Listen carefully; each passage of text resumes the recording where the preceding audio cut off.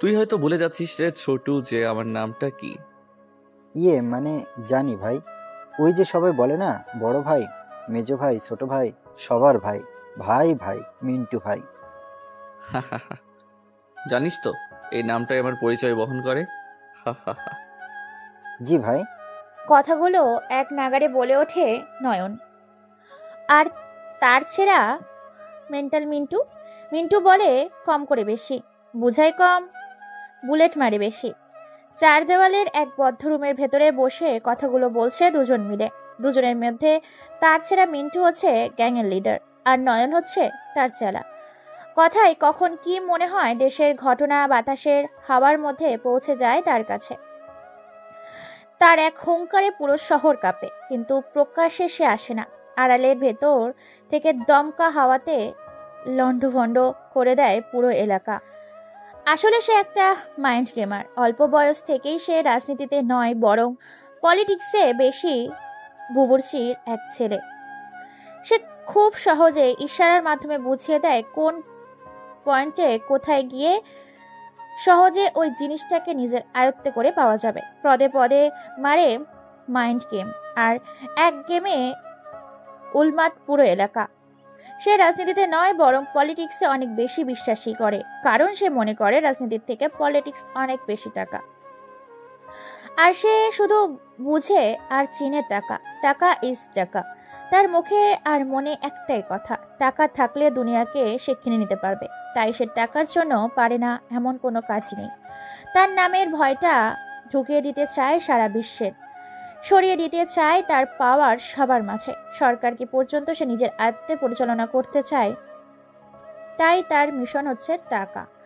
সামনে ইলেকশন, মানুষ রাজনীতি নিয়ে মেতে আছে, আর এই পাগল মেন্টাল মেতে আছে পলিটিক্স নিয়ে। পরিবার বলতে তার আপন কেউ নেই। অনেক আগেই নিঃসঙ্গ নিঃস্ব ছেঁড়া হয়ে গেছে তার পরিবার।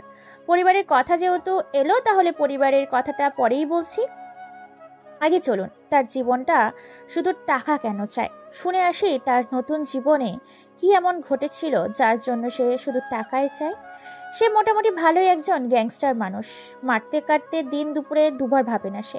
প্রকাশ্যে অপ্রকাশ্যে যেখানে যাকে উপড়ে ফেলতে হয় তাকে সেখানেই উপড়ে ফেলে। তার কথা একটাই, জানিস তো নয় জীবনে বড় হতে গেলে না অনেক স্ট্রাগল করতে হয়। যেমন বড় কিছু পেতে হলে ছোট জিনিসগুলোকে ছেড়ে দিতে হয়। ভাই, আপনার সাথে অনেক দিন হলো থাকছি, অনেক কিছু শিখেছি, অনেক টাকার মালিক হয়েছি। আমাদের জ্ঞানটা আপনার নির্দেশেই চলে। জানিস তো সবাই বলে ভালোবাসা নাকি টাকা দিয়ে কেনা যায় না, তবে আমি মনে করি টাকা থাকলে শুধু ভালোবাসা নয়, বরং পুরো পৃথিবীটাকে নিজের হাতে আনা যায়। ভাই, এতদিন হয়ে গেল আপনার সাথে আসি থাকছি, কিন্তু আপনার সম্বন্ধে কোনো কিছুই জানলাম না। আপনার পরিবারের কি হয়েছিল? আর আপনি কবে থেকে ভাই এই পদে এসেছিলেন? পৃথিবীটা অনেক ছোট, কিন্তু পৃথিবীর ভেতরটা অনেক বড়। আমরা মুখ দিয়ে বলি জীবনটা অনেক সহজ, কিন্তু জীবনটা কতটা কঠিন সেটা কেউ জানে না। কথাগুলো বলে হা হা করে হাসতে থাকে। কথাগুলো অবান্তর হলেও কথাগুলোর মানে খুঁজে পায় না নয়ন। চার দেওয়ালের রুমের মধ্যে বসে দুজনে যখন ক্রাইম বোর্ডে মেতে উঠে খেলতে, তখন হঠাৎ করে ফোনটা বেজে ওঠে নয়নের। ফোনের ওপাশ থেকে ভাঙা গলায় মৃদু আওয়াজে একজন তরুণ যুবক বলে ওঠে, আসসালামু আলাইকুম ভাই। ওয়ালাইকুম আসসালাম। কিরে, কেমন আছিস তোরা? নতুন কোনো খবর পেলি? জি ভাই, আলহামদুলিল্লাহ আমি ভালো আছি। আপনি কেমন আছেন? আর হ্যাঁ, আমাদের বসকে আমাদের পক্ষ থেকে সালাম জানিয়ে দিবেন। হুম। ভাই, পাকা খবর আছে, কথাগুলো মন দিয়ে শুনুন। আমি আপনাদের কথা অনুযায়ী পুরো সেকশনে ছেলেপেলে লাগিয়ে দিয়েছি। প্রায় একটা সেক্টরে 1 কোটি করে টাকা দিয়েছি। শুধুমাত্র এই ইলেকশনটা জিতে গেলে সাধারণ মানুষের পথে নেমে যাবে। ও যেমন 2 হাতে টাকা উড়িয়ে দেয়, তেমনই ও 4 হাতে টাকা নিজের পকেটে পুরবে। আমি জানি। আমি বসের সাথে কথা বলে ফাইনাল ডিসিশনটা জানিয়ে দেব। তোরা আরও খোঁজ খবর নে। ও যেন কোনোভাবেই এবার ইলেকশনটা জিততে না পারে। কারণ তোরা জানিস, বস রাজনীতিতে নয়, বরং পলিটিশিয়ানে বিশ্বাসী। কথাগুলো বলে ফোন কেটে দেয় আব্দুল নামে সেই ছেলেটি। নয়ন তার ফোনটা পকেটে পুরে নেয়। তারপর এক প্রশান্তময় দৃষ্টিতে দু চোখ নিয়ে তাকিয়ে সে তার ছেলে ভয়ঙ্কর পাগলা খ্যাপার সার। সে বলে কম, করে বেশি, বুঝাই কম, বুলেট মারে বেশি। সেই মিন্টুর উদ্দেশ্যে বলে ওঠে, ভাই, জাহিদ কয়েক পরিশোধে কোটি কোটি টাকা দিয়ে দিয়েছে, কারণ সে মনে করে জনগণের টাকা জনগণকে দিয়েছে। এতে তো তার পকেট থেকে 1 টাকাও খরচ হচ্ছে না, আবার জনগণের পকেট থেকে চুষে নেবে যদি সে এবার নির্বাচনে জিতে চায়। নয়নের মুখে কথা শুনে উচ্চ সুরে সেই পাগলটা হাসতে থাকে। পাগলটা তার এইরকম কথায় উন্মাদ হয়ে ওঠে। হাসতে হাসতে এবার বলে ওঠে, এবার খেলা জমবে, এখন হবে ধামাকা বাংলাদেশে। কথাটা বলে উচ্চ স্বরে হাসতে থাকে মিন্টু। মিন্টুর আরেকটি নাম আছে। কেউ তাকে চিনে মিন্টু বলে, আর কেউ তাকে চিনে মেল্টন বলে। তবে মেল্টন নামটা শুনলেই অন্তরাত্মা কেঁপে ওঠে সবার। কালো দুনিয়ার অন্ধকার জগতের আন্ডারগ্রাউন্ডের আন্ডারওয়ার্ল্ডের top wanted criminal the mental MK. সবাই মেন্টাল বলে চিনে, তার আসল নাম যে মিন্টু এটা কেউ জানে না। সবাই জানে মেন্টাল ভাই বলে। মেন্টাল কোনো কথা ছাড়াই পকেট থেকে ফোনটা বের করে 3 ডিজিজের একটা পিন নেয়, ইউজ করে কম্পিউটারে। তারপর সেখান থেকে ইন্টারপ্রেস করে 124525 কোডটি ব্যবহার করে কম্পিউটারের ব্রাউজ লগ ইন করে নির্বাচন কমিশনের অফিসারের পুরো কম্পিউটার জুড়ে বিচরণ করতে থাকে আর হাসতে থাকে। ফোনটা কেটে দিয়ে বলে ওঠে নয়নের উদ্দেশ্যে, কিরে, কোথায় কি করতে হবে তোকে বোঝাতে হবে না, নাকি তুই নিজেই তুলে আনবি ওকে? ভাই, কাজ হয়ে যাবে, ওকে তুলে নিয়ে আসছি। হুম। তারপর নয়ন ওখান থেকে বেরিয়ে চলে যায়। পরিত্যক্ত নিস্তব্ধ বাগান বাড়ির সেই পরিত্যক্ত বাড়ির ভেতর থেকে বেরিয়ে পড়ে অজানা এক আগন্তুকের রূপ অজানা গন্তব্যের উদ্দেশ্যে। এদিকে চারিদিকে ইলেকশনের সমাগম ছড়িয়ে গেছে চারিদিকে। এমনিতেই শীতের অন্ধকারে সাদা কুয়াশার সাথে ছেয়ে গেছে পরিবেশের। রাতের অন্ধকারের অগোচরে বেরিয়েছে এক হায়না। সামনেই কিছুদিনের মধ্যেই সরকারি নির্বাচন। এর মধ্যে শহরে পড়ে গেছে তাণ্ডব। মানুষের অন্তরাত্মায় আজরাইলের চেয়েও ভয়ঙ্কর এক নাম ভয়ে ঢুকে গেছে, যে নামটা শুনে মানুষ ঘরের বাইরে বের হতে ভুলে যায়। বেশ কয়েকজন মিলে বাংলো নম্বর 44 সে বেশ ফুর্তি করছে। নর্তকীরা নাচছে আর এরা টাকা উড়াচ্ছে জনগণের সাথে। তারা বেশ কয়েকজনই মিলে। হঠাৎ করে বাড়িটির সামনে এসে একটা দূর দূরান্তর বাইক এসে থামে। বাইক থেকে হিরোদের স্টাইলে মাটিতে পা ফেলে পকেট থেকে সিগারেট বের করে আকাশে ছুঁড়ে মারে। তারপর সিগারেটের ক্যাশ করে মুখে পুরে নেয়। ডান হাত দিয়ে পকেট থেকে লাইটার বের করে আগুন জ্বালাতেই সিগারেটটা তারপর নিজের ইচ্ছে মতো টানে নিকোটিনের ধোঁয়া। বেশ কয়েকটা টান দিতেই হাত থেকে সিগারেটটা মাটিতে ফেলে দিয়ে পা দিয়ে পিষে দেয়। তারপর একটা ঠোঁটের নিচে মুচকি স্মাইল দিয়ে গুটি গুটি পায়ে এগিয়ে যায় ঘরের দরজার সামনে। চোখে সানগ্লাস, পরনে স্টাইলিশ জার্মানি ব্র্যান্ডের একটা প্যান্ট, মাথা থেকে কোমর পর্যন্ত একটা কালো জ্যাকেট, আফগানিস্তানের ব্র্যান্ডের জ্যাকেট।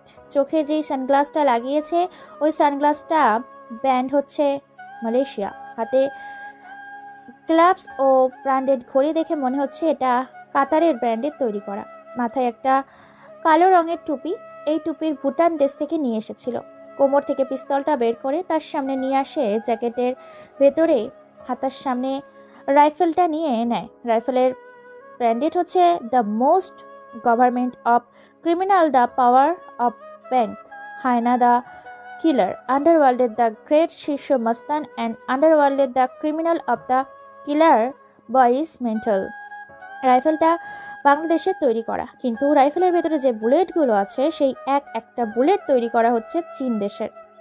চীন দেশ থেকে আগত তার একটা বুলেট। হয়তো তার ইশারা ভুল হতে পারে, কিন্তু যার শরীরে বুলেট লাগে তাকে উপরের টিকিট ধরাতে মোটেও মিস করে না এই চীনের তৈরি বুলেট। দরজার সামনে এসে আগন্তুকটা দাঁড়ায়।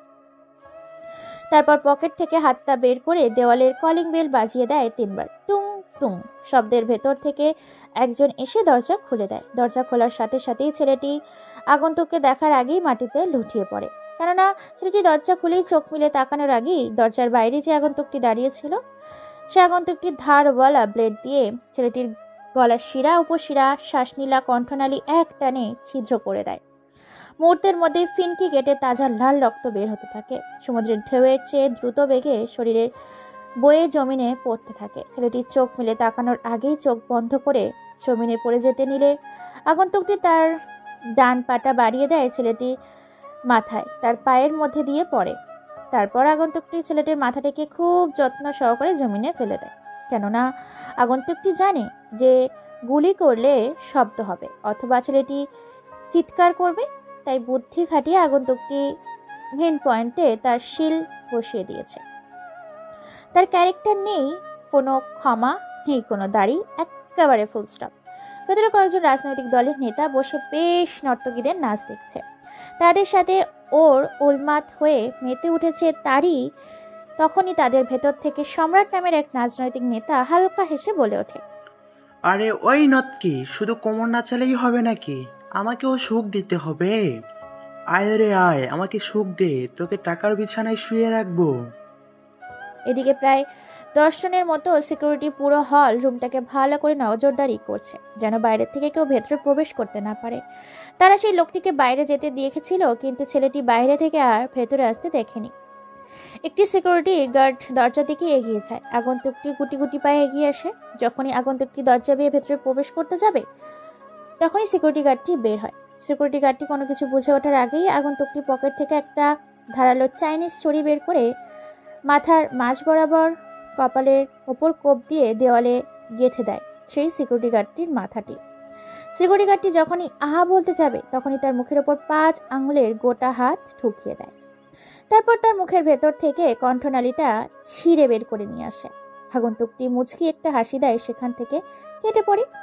আর সেই সিকিউরিটি গার্ডটি ঠাই মূর্তির মতো দাঁড়িয়ে থাকে। রুমের মধ্যে বসে আসে সম্রাট, মুক্ত, মোজারুল এবং সাকিব। ওদের মধ্যে থেকে প্রায় 5 জনের মতো নর্তকীরা তাদের অঙ্গ নাচানো নাচ দেখিয়ে তাদেরকে মাতাল করে রাখে। সম্রাট নামের সেই মধ্যবয়স্ক ব্যক্তিটি বলে ওঠে, ওই ফিগারওয়ালা নৎকি, তুই আমার কোলে এসে বস।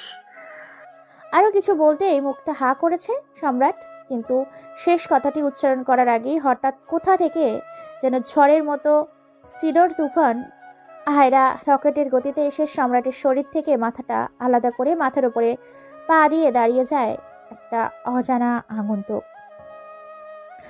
আগন্তুকটা রামদা থেকে ঠপ ঠপ করে এখনো ফ্লোরের ওপর রক্ত পড়ছে। ছটপট করতে করতে সম্রাটের সাদা ফ্লোরটা রক্ত লাল হয়ে গেছে। উপস্থিত বাকি 3 জন এই দৃশ্য দেখে যে যার জায়গা পদত্যাগ করে অন্তর আত্মাসহ কেঁপে ওঠে সবার। সবার চোখে এক আতঙ্ক, ভয়, পিন পিন নীরবতা বিরাজ করছে। পুরো রুমটা নিস্তব্ধ হয়ে গেছে। সেখানে এতক্ষণ চলছিল ডিজে গান, সেখানে শুরু হয়েছে আর্তনাদ। ছেলেটার দিকে এক দৃষ্টিতে তাকিয়ে আছে সবাই। এখনো মাথা তুলে তাকায়নি, সামনে দাঁড়িয়ে আছে। মাথা কাটা দেহটি এখনো সেখানেই ছটফট করছে। মাথাটা এখনো লাফালাফি করছে ফ্লোরের উপর। গলার শিরা উপশিরা কেটে যাওয়ার কারণে গলার মাঝখান দিয়ে যেমন গরুর জবাই করলে ফিনকি দিয়ে ফুল করে রক্ত বের হতে থাকে, তার চেয়েও দ্রুত স্পিডে রক্তের স্রোত বইতে শুরু করে। তারপর চেয়ারটা নিজের দিকে টেনে নিয়ে পায়ের উপর পা দিয়ে বসে পড়ে। সবাই দেখে কুপোকাত হ্যান্ডসাম স্টাইলিশ একটা ছেলে তাদের 3 জনের সামনেই বসে আছে। কেউ কোনো কথা বলতে পারছে না। নর্তকীরা লুকিয়ে পড়েছে। তারা 3 জন হাঁ করে এক দৃষ্টিতে তাকিয়ে আছে যুবকটির দিকে। যুবকটি একটি হাসি দিয়ে বলে ওঠে, আমি শুনেছি এখানে একটা ডিল হতে চলেছে, প্রায় 300 কোটি টাকারও বেশি। আমি চাই এই 300 কোটি টাকা পুরো আমাকে দিয়ে দেওয়া হোক ট্যাক্স হিসেবে। আগন্তুকটা মুখে এরকম কথা শুনে উপস্থিত থাকা 3 জন যেন এরকম কথা শুনে যেন যাত্রাপালার টিকিট কেটে ঢোকার কথা বলছে। তার এরকম কথায় উচ্চস্বরে হাসতে থাকে তারা 3 জনে।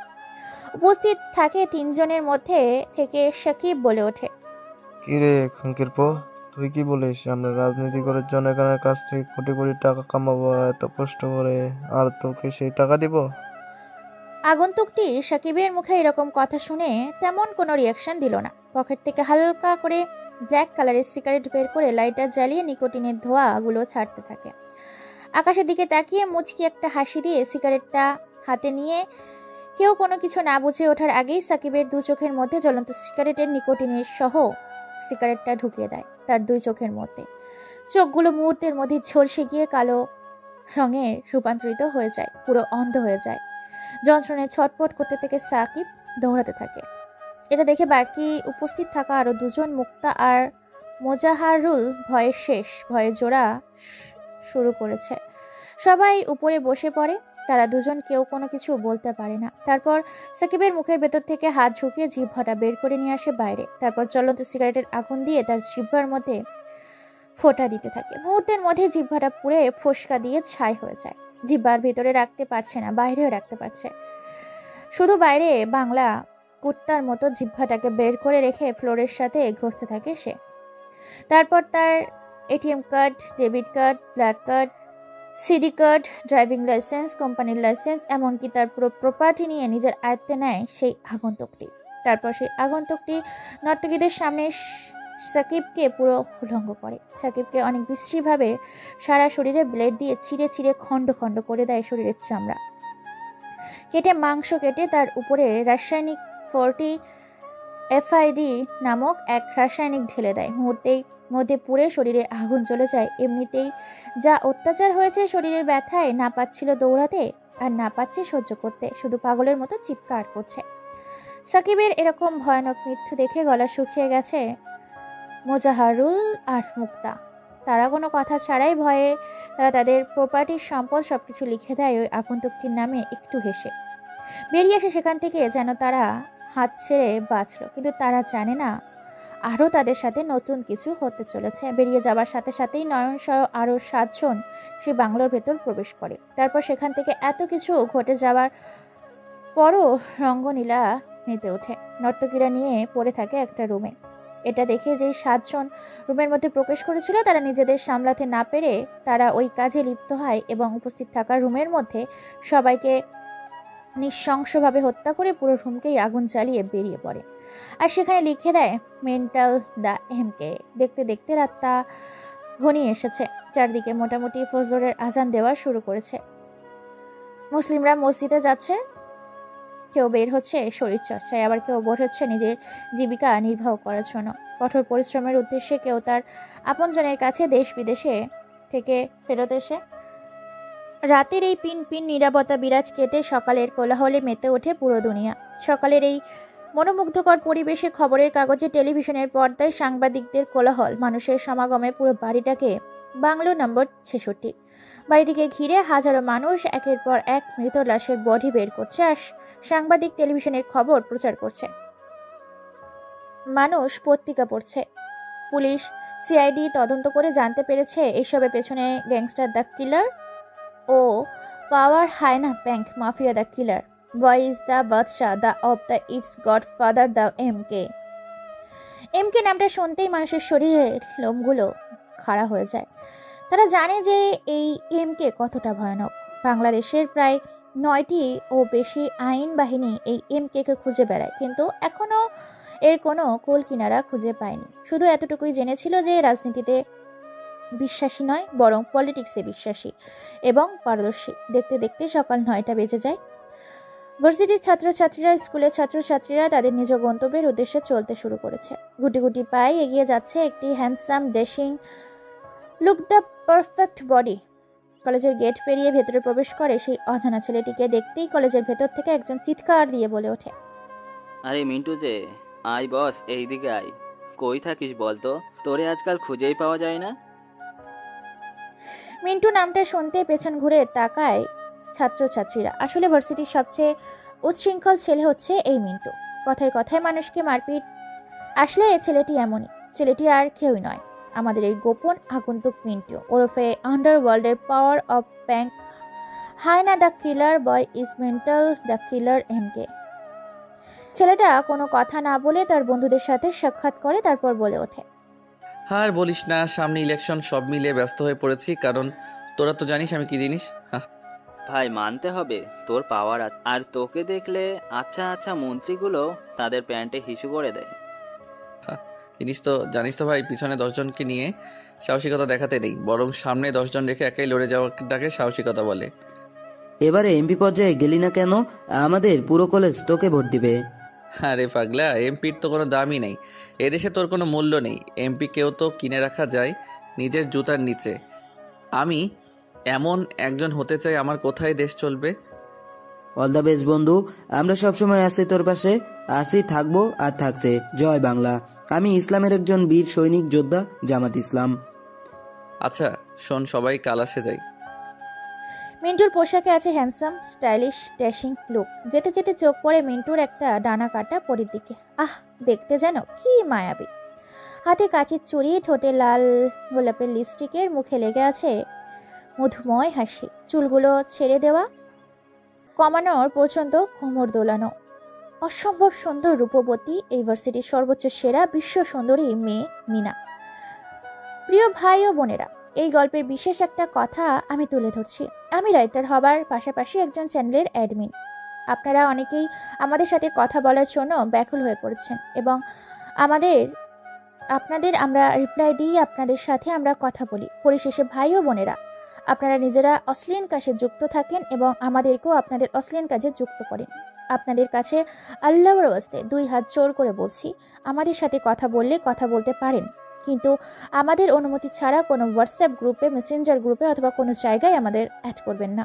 কারণ হচ্ছে আমরা ইসলাম ধর্মের জনগোষ্ঠী, তাই আপনাদের কাছে অনুরোধ, আপনারা আমাদের সাথে ভালোবেসে কথা বলতে পারেন, আপনাদের সুখ দুঃখের কথা বলতে পারেন, পাশে থাকতে পারেন, সাপোর্ট দিতে পারেন। আর যদি কেউ আপনারা আপনাদের জীবন কাহিনী বলতে বা লিখে দিতে চান, আমরা জানাতে পারেন, আমরা চেষ্টা করব। এর পাশাপাশি আমাদের চ্যানেলের ভয়েস আর্টিস্ট ছেলে এবং মেয়ে উভয় লাগবে। সো তোমরা আমাদের সাথে যোগাযোগ করতে পারো, কিন্তু ভদ্রতার সহিত আমাদের সাথে কথা বলো প্লিজ। তোমাদের কাছে একটা অনুরোধ। মানুষের সামনে একটা গল্প প্রেজেন্টেশন করা খুবই সহজ, কিন্তু এই গল্পটাকে প্রেজেন্টেশন তৈরি করতে খুবই কঠিন। যাই হোক, অনেক কথা বললাম, চলুন গল্পের মূল পয়েন্টে ফিরে আসি। এর আগে বলে রাখি, চ্যানেলকে সাবস্ক্রাইব করে পাশে থাকুন, কারণ এর পরিবর্তে আশিক ভাইয়া এবং প্রিয়াঙ্কা আপু দুজনেই 2 হিট নাম্বার 1 পাওয়ারফুল গল্প আসতে চলেছে শুধুমাত্র আমাদের এই চ্যানেলে। হ্যাঁ, মিনা, এই মিনাই হচ্ছে ডানা কাটা পরি, দেখতে অসম্ভব সুন্দর, হিট নাম্বার নায়িকা। উপর থেকে নিচ পর্যন্ত পুরো লাল গোলাপের পাপড়ির মতো টকটকে লাল রঙের, সাদা রঙের থপথপে। মিনার দিকে হা করে তাকিয়ে আছি, চোখের পলকে যেন ফেলছে না। এদিকে দৃষ্টি পড়ে যায় মিনা মিন্টুর সামনে এসে গিয়ে তুড়ি বাজিয়ে বলে ওঠে, কিরে হাবলা, এইভাবে আমার দিকে হা করে তাকিয়েছিস কেন? নিজের চোখকে হেফাজত কর, না হলে তোর চোখ দুটো খুলে তোর হাতে ধরিয়ে দিব বলে দিলাম। মিন্টু এক মোহ লাগা মায়া দৃষ্টিতে তাকিয়ে আছে মিনার দিকে। মিনা এই বলে যখনই চলে যেতে নিবে, তখনই পেছন থেকে কয়েকজন ভরা মাঠে মিনার হাতটা টান দেয়। ভার্সিটির ভরা মাঠে জনজন দিয়ে ভরা। ভার্সিটির ছাত্রছাত্রীরা হা করে তাকিয়ে আছে দুজনের দিকে। সবার সামনে জড়িয়ে ধরে মিনাকে। হালকা করে মিনার গেলে ছোট্ট করে একটা লাভ কিস দিয়ে বলে ওঠে মিন্টু, হাহা, তুই জানিস আমি কে? আমি মিন্টু। তোর বাবাকে বলে দিস, আজ না হয় কাল, কাল না হয় পরশু, পরশু না হয় পরশু, আর পরশু না হয় তরশু তোকে আমার করেই ছাড়বো। জানিস তো আমার নামটা কি? সবার ভাই, বড় ভাই, মেজো ভাই, ছোট ভাই, মিন্টু ভাই। শালা, তোকে তো দেখে নিব আমি। তুই জানিস না আমার বাবা কতটা ভয়ঙ্কর, আর আমার ভাইয়া, তুই তো বিরোধী দলের ফাটি। তোর সাথে কোনোদিনই আমার বাবা বিয়ে দিবে না। সো আমার পেছনে না ঘুরে কোনো রাস্তার ভিখারির মেয়েকে গিয়ে বিয়ে করে নে, এটাই তোর ভালো হবে। ওকে, সুন্দর একটা ছন্দ তোকে বলি, ফাঁকা কলসি বাজে বেশি, শুধু গলা ফাটালেই চলে না, মাইন্ড গেমও লাগে। তোকে তো। আর কোনো কথা না বলে মিনার ঠোঁটে আলতো করে একটা লিপ কিস করে তার বন্ধুদের নিয়ে নিজের ক্লাসের উদ্দেশ্যে বেরিয়ে পড়ে মিন্টু। আপনারা ভাবছেন কি হচ্ছে এখানে? শেষ পর্যন্ত গল্পের সাথে থাকুন, ভেরি ইন্টারেস্টিং একটা গল্প নিয়ে আসছি আপনাদের সামনে আজকে। মিনা কোনো কথা না বলে মুচকি একটা হাসি দিয়ে সেখান থেকে বেরিয়ে পড়ে। এই মিনা হচ্ছে এমপি দেলোয়ার হোসেনের মেয়ে। দেলোয়ার হোসেনের একটাই মাত্র মেয়ে, সেটা হচ্ছে মিনা। টাকা আর সম্পদের কোনো অভাব নেই, সাথে সম্মান বিলাসবহুল জীবনযাপন তাদের। তার মেয়ে মিনাও এই ভার্সিটির একজন শিক্ষার্থী। মিনার চাচাতো ভাই মিন্টু, আর মিন্টুই হচ্ছে চাচাতো বোন মিনা। আপনারা ভাবছেন তাহলে দুজনে কি হলো? আসলে মূল কাহিনী হচ্ছে মিন্টু মিনাকে ভালোবাসে আর মিনা মিন্টুকে ভালোবাসে। একে অপরকে খুব ভালোবাসে, তাদের নিজেদের প্রাণের থেকেও বেশি ভালোবাসে। সকালে আজকে এই কাহিনীটা ঘটিয়েছে তারা, যার কারণে রেগে আছে ভীষণ মিনা মিন্টুর ওপরে। আসলে মিনা আর মিন্টু একই বাড়িতে থাকে, কিন্তু কালকে মিন্টু সারা রাত বাড়িতে যায়নি বলে ভীষণ রেগে যাচ্ছে মিনা। কারণ সে সারা রাত মিন্টুকে জড়িয়ে ঘুমাতে পারেনি, তাই তার মাথা ভীষণ গরম আছে তার প্রতি। সকালেও বাড়িতে যায়নি, সরাসরি ভার্সিটিতে চলে এসেছে। এমনকি দুজনের বিয়েও হয়ে গেছে, পারিবারিকভাবে তাদের বিয়ে দেওয়া হয়েছে। অল্প বয়সে তারা নিজেরাই নিজেদের মতের ইচ্ছে বিয়ে করে নেয়, যাতে নিজেদের কোনো পরকে যুক্ত না হতে হয় সেজন্য। ভার্সিটিতে সবাই আড্ডা দিচ্ছে, এদিকে শহরের একের পর এক রোমাঞ্চকর কাহিনী ঘটে চলেছে। শহরের বিভিন্ন স্থানে পাওয়া যাচ্ছে রাজনৈতিক নেতাদের লাশ, শহরে হরতাল, বিভিন্নভাবে তাণ্ডব। সেখান থেকেই বলে ওঠে মিনার বান্ধবী সুধা। কি রে, তুই দুলাভাইয়ের সাথে এইভাবে ক্যাম্পাসে ঝগড়া করলি কেন? আজ মনে হয় দুলাভাই তোকে আদর করতে ভুলে গেছে। শাকচুনি চুপ কর, যদি আর কথা বলিস না তোর মুখে মারবো এক ঘুষি। ওর আজকে কপালে দুঃখ আছে, ও আমাকে সকালে কিস না করে চলে এসেছে ভার্সিটিতে। ও জানে না ও ঠোঁটের ছোঁয়া না পেলে আমার দিনটাই ভালো যায় না। আজকে ওকে শুধু একবার পাই, তারপর ওর ক্লাস নেব ভালো করে। তোরা আর যাই বলিস দোস্ত, তোরা দুজনে একটা খাস মাল রে, তোদের জুটিটাকে হেব্বি মানিয়েছে। এইভাবে কথা বলছে নিজেদের। মিন্টু নিজের গন্তব্যের উদ্দেশ্যে চলে যাচ্ছে ভার্সিটিতে। বসে আছে সাজু, জয় সহ আরো অনেকে। তাদের মধ্যে থেকে সাজু বলে ওঠে, ভাই, ভাবির সাথে এভাবে ঝগড়া না করলেও পারতিস। আজকে তোর কি অবস্থা হবে জানিস তুই? তোকে তো আজ। চুপ বেটা, শুধু ওকে নাকি, বল ওর পুরো শরীরকে পেটাবে বেল দিয়ে। ভাবি মাইরি হেব্বি রেগে আছে। চুপ বেটা, আমার মিসেসের রাগ কিভাবে ভাঙাতে হয় সেটা আমার ভালো করে জানা আছে। সো আমার মিনা পাখিকে নিয়ে তোদেরকে ভাবতে হবে না, আমি নিজেই ওকে ম্যানেজ করে নিতে পারবো। জানি রে ভাই, তাছাড়া তোর পাওয়ার আছে, ক্ষমতা আছে, অর্থবিদ আছে, তোকে সবাই চিনে কম বেশি। সে যাই হোক, তোর মিনা পাখি তো বাইরে চলে গেছে, তুই আর এইখানে থেকে কি করবি? তুইও চলে যা, না হলে তোর কপালে কিন্তু দুঃখ আছে, বলে দিলাম। ঠিক বলেছিস ভাই, ওর কাছে যেতে হবে। সে কালকে থেকে আদর করতে পারিনি, ভীষণ রেগে আছে আমার উপরে, তাই আমি গেলাম, তোরা আসিস। এই বলে মিন্টু ইউনিভার্সিটি থেকে বেরিয়ে পড়ে আর অজানা গন্তব্যের উদ্দেশ্যে। ভার্সিটি থেকে বের হতেই পরপর তিনটি বাইক এসে সেখানে মিন্টুর সামনে থামে। তারপর মিন্টু কোনো কথা ছাড়াই মানুষের আড়ালে চোখের অগোচরে বাইক তিনটির মধ্যে থেকে একটি বাইকের ওপর চেপে বসে। মুহূর্তের মধ্যেই চোখের পলকের ফাঁকে গাড়ির ফুল স্পিডে ভার্সিটির এলাকা ছেড়ে চলে যায় তার অজানা গন্তব্যের উদ্দেশ্যে। বাইক তিনটি চলে আসে একটা গ্যারেজের সামনে। বাইকটি থেকে নেমে একটা ছেলে গ্যারেজের ছাপ খুলে দেয়। তারপর চারজন মিলে ভেতরে প্রবেশ করে। চারদিকটা অন্ধকার ছেয়ে গেছে, ভেতর থেকে শুধু শোনা যাচ্ছে মানুষের একটা বুঙানোর আওয়াজ। তাদের চারজনের মধ্যে থেকে একজন গিয়ে গ্যারেজের ভেতরে বাতি অন করে। লাল রঙের লালচে বাতি 200 ওয়াল্টে জ্বলে ওঠে। টেবিলের সামনে চেয়ারের সাথে বাঁধা রয়েছে একজনকে। ছেলেটির চোখে রুমাল বাঁধা, মুখে কাপড় ঢোকানো, পা ও হাতে চেয়ারের সাথে রশি বাঁধা। সবটা দেখে মিন্টু ওরফে এমকে কোনো কথা না বলে সেখান থেকে ইশারা দিয়ে বেরিয়ে পড়ে। বাইরে এসে হালকা হেসে বলে ওঠে, নয়ন আর আব্দুল কান খুলে শুনে রাখো, যতক্ষণ বেঁচে আছে ততক্ষণ অবধি ওর শরীরে বেল্টের বাড়ি দিতে থাকবি এবং ভিডিও ক্যামেরা করে সেটাকে আমার কাছে পাঠিয়ে দিবি। ঠিক আছে ভাই, ও তাহলে ওর কাজ করুক, আমি আপনাকে সহি সালামতে পৌঁছে দিয়ে আসি। তারপর বেরিয়ে পড়ে এমকে ভাই। যেতে যেতে ফোনে অজানা নাম্বার থেকে কল আসে। মেসেজ পড়ে তো পুরো মাথা নষ্ট তার, কেননা মেসেজে লেখা আছে, আমার শহরে আমার উপরে রাজত্ব করছিস তুই, তোর শহরে আসছি রে তোকে ধ্বংস করতে। আমি তোর রূপে নিয়ে মুখোশ দাঁড়িয়ে এক মায়াবী রে। আহ আহ আহ। মেসেজটা পড়ে পুরো মাথা গরম হয়ে যায় এমকে ভাইয়ের। তারপরে মেসেজগুলো পড়ে পায়ের রক্ত যেন মাথায় উঠে যায় এমকে ভাইয়ের। দ্রুত বাইক চালিয়ে তাকে পৌঁছে দিতে বলে তার বডিগার্ডগুলো। দ্রুত তারা বাইক স্পিডে চালিয়ে আসে তার নিজ গন্তব্যে। বাড়ির সামনে থেকে বাইকগুলো নামিয়ে দিয়ে চলে যায় তারা নিজ গন্তব্যে।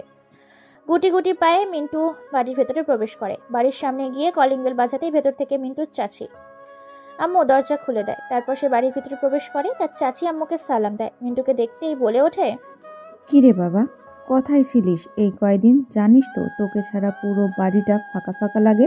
তোর চাচু তোর জন্য কত টেনশন করে, আর তুই কি না জানিয়ে বাইরে থাকছিস? মিন্টু তার চাচি আম্মুর কথা শুনে কোনো রকম কথা ছাড়াই চাচি আম্মুর গলাটাকে জড়িয়ে ধরে আলতো গলায় বলে ওঠে, কি আম্মু, আস্তে আস্তে শুরু করে দিলে?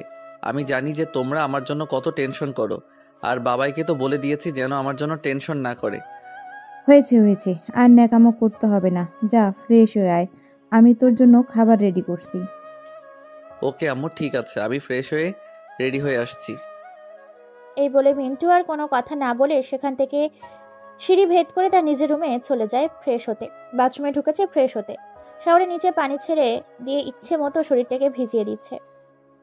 হঠাৎ করে বাথরুমের দরজা ভেদ করে দৌড়ে গিয়ে জাপটে ধরে আচমকা এমন হাওয়াতে মিন্টু চমকে ওঠে। পরক্ষণেই আগন্তুকটির ছোঁয়া পেতেই বুঝে যায় যে কে এই ব্যক্তিটা। তার না দেরি করে জড়িয়ে ধরে আলতো করে চুমু খায় কপালে। অজানা আগন্তুকটি বলে ওঠে, আমার কপালে চুমু খেলে হবে না, আমার 2 ঠোঁটে চুমু খেতে হবে, তবে তোকে আজকে মাফ করব। তো বন্ধুরা, এতক্ষণ ধরে গল্পটি শুনেছ। গল্পটি তোমাদের কাছে কেমন লাগছে? যদি গল্পটি ভালো লেগে থাকে এবং এ ধরনের গল্প আরও শুনতে পছন্দ করো, তাহলে এক্ষুনি নিচে থাকা সাবস্ক্রাইব বাটনটি টিপে আমাদের পরিবারের একজন সদস্য হয়ে যাও এবং গল্পটি কন্টিনিউ করো। আর হ্যাঁ, একটি সুন্দর কমেন্ট করতে কিন্তু ভুলবে না। শুধু এইটুকুই? আগে তুই এটুকু তো করে দেখা, তারপরে তোকে দেখাচ্ছি। মিনার কথা শুনে মিনাকে নিজের কোলের ওপর নিয়ে নেয়, তারপর 2 ঠোঁট নিজের দখলে নিয়ে নেয়। প্রায় 5 মিনিট এইভাবে শাওয়ারের নিচে তার 2 ঠোঁট নিয়ে ভিজতে থাকে। এদিকে মিনা পিছন থেকে মিন্টুর মাথার চুলগুলো খামচে ধরেছে প্রায় অনেকক্ষণ। এইভাবেই কেটে যায়। দুজন দুজনকে আগলে ধরেছে। ভালোবাসার এক রোমাঞ্চকর মুহূর্তে টুকরে কেঁদে ওঠে মিনা আর বলে ওঠে কাঁদো কাঁদো গলায়, তুই আমাকে একটু ভালোবাসিস না। যদি আমাকে ভালোবাসতি তাহলে তুই আমাকে না বলে কোথাও যেতিস না। তোর সাথে এখন আর কোনো কথা নেই। কালকে আদর করতে পারিনি বলে মন খারাপ? চিন্তা করিস না, কালকের আদরটা আজকের রাতে পুষিয়ে দিব। যা দুষ্টু, আমাকে লজ্জা দিতে বুঝি তোর ভালো লাগে? এইভাবে তারা দুজন প্রায় অনেকক্ষণই ধরে শাওয়ারের নিচে ভিজে গোসল করে ফ্রেশ হয়ে নিচে জান্নাত বেগমের হাতে নিজেরাই খাইয়ে নিবে বলে খাবার নিয়ে বসে আছে ডাইনিং টেবিলে জান্নাত বেগম। তারপর দুজনেই আবার চলে আসে নিজের রুমে, সবকিছু গোছাতে শুরু করে। আর মিন্টুর চাচি দেলোয়ার হোসেনের আরবের শ্বশুর, তিনি গিয়েছিলেন রাজনৈতিকের কিছু কাজ করতে বাইরে। দেখতে দেখতে সন্ধ্যা পেরিয়ে রাত 9টা ছুঁই ছুঁই প্রায়। দুজনে কাঁথার নিচে আষ্টে পিষ্টে জড়িয়ে ধরে ঘুমিয়ে আছে। ল্যাপটপের পাশে কাজ করছে মিন্টু, আর মিনা দুষ্টুমি করছে ওর সাথে। এমন সময় বিছানার উপরে থাকা স্মার্টফোনটি মিন্টু বেজে ওঠে।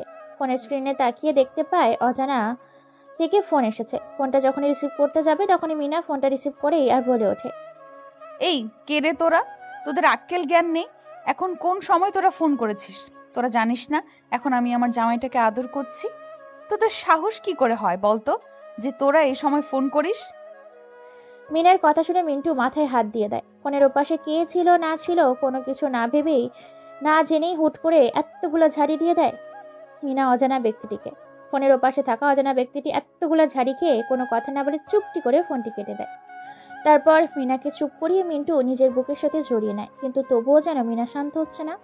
তাই আর কোনো কিছু উপায় না পেয়ে মিন্টু 2 ঠোঁট একত্রিত করে দেয় মিনার 2 ঠোঁটের সাথে। তবে যেন মিনা একটু শান্ত হলো।